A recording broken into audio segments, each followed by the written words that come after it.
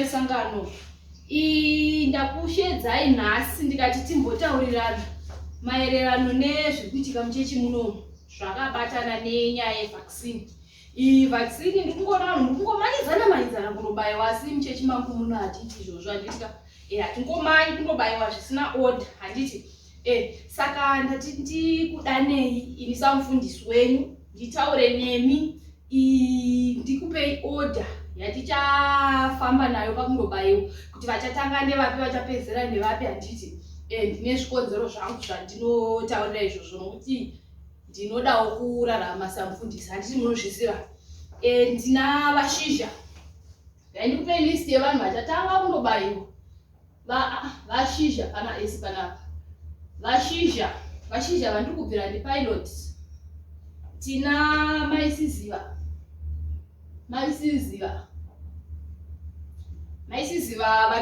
vane murume ari kuuk ndo vandiri kubvira, kwete ticha, kwete maisiziva ticha, maisiziva ticha chimbomirai. Ndina Mr. Hunde businessman vaya. Then ndina Mr. Tino vane mamainzi vaya ndidai timuzive, because tina natino vakawanda muchechi muno. Tina vamwe Tino atinayo uyanesa Tino nesi timbomira. Then tina Mr. Mayene vane vana vari kumabhengi vaya vane vana vari kumabhengi ndo vandiri kuda. Ilisi naMr. Shava vandiri kubvira ndo MP vedu vemuwadhi muno, handiti. MP ndo list yevanhu vandiri kuda kuti vatange kundobaiwa, handiti. Ini ndiri kutasa vanhu vanobvisa zvegumi muchechi, vanobvisa zvipo vachiuisawo muchechi, ndo vanhu vandiri kuda kuti vatange kundobaiwa, handiti. Then tinana Mailolo nana Mr. Mazepe vana Mr. Musa vandiri kubvira headmaster, Mr. Rinopa nesi vaya na Mr. and Mrs. Shwari vanoita zvokutengesa mavheji. Mailolo vandiri kubvira ndo maticha nemapurisa ndichazvokuda naye, handiti. Ike zvino izvi ava ndo vanhu vandiri kuda kuti vambotanga, handiti vanhu vari kungotomuka muchimanya kundobaiwa zvezvimakazara muchechi. Vana Mr. Moyo vana Mai Moyo hamubvisi zvipo, hamubvisi zvegumi.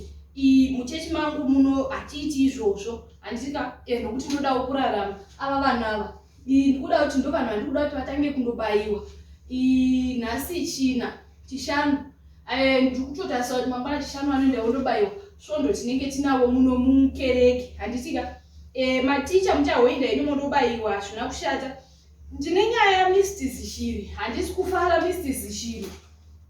Nyaya yaMr. Zishiri uramba ndichikanganisa seko. Mr. Zishiri ndakawa kuti vakapuwa pension. Vapiwa pension ndakaenda kubasa kwavo, ndikawa kuti vakapuwa pension ye10,000. Ndakatofambira kundobvunza, ndikawa kuti vakapuwa pension ye10,000. Ndobva ndachivhura mabhuku angu ini panapa.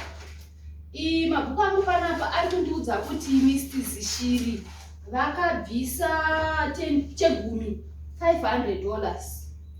Vatendi kana tiri pamberi paJehovha ngatiregei kunyengedza, handiti. Ndakawa kuti vakabvisa $500. Ini samufundisi handisi kufara nezviro muri kuita vana vesangano.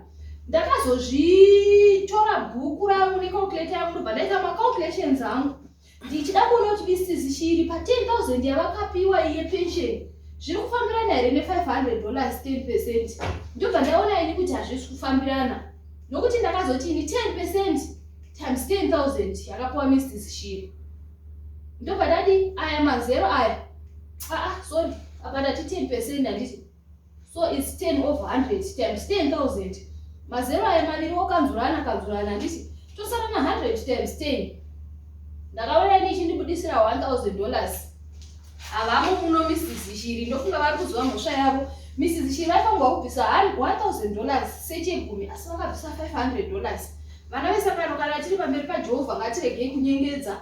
Kana vachiti ndinonyepa Mr. Zishiri, ngatikwire mota mangwana timukire kubasa kwavo tibvunze kuti vakapiwa pension mari. Nokuti ndakaenda ndikanovhunza ini ndikawa kuti 10,000 asi vakabvisa $500 chegumi. Vana vesangano handisi kufara, nokuti ndinodawo kuti ndirarame. Imi makamanyirana kundoba kubaiwa tichaita because hatichakwanisi kuzvichinja asi ndimi vanhu vaifana kuti mupedzisire kubaiwa vanhu vari munomu izvezvino asi vakanditarisa hamubvisi zvegumi vana vamwoyo vana vachakari vana vamashizha hamubvisi zvegumi asi makamanya mukandobaiwa mukauya muno muchechi munoda kuti ndirarame sei mufundisi wenyu maticha nemanesi tichakuonai tichazoona pamberi apo kuti muchibaiwa kana ava vabaiwa handiti nemapurisa muchazobaiwa nemasocha kezvino chitomboda ava kuti vatange kubaiwa handiti ndodawo kurarama saufundisi.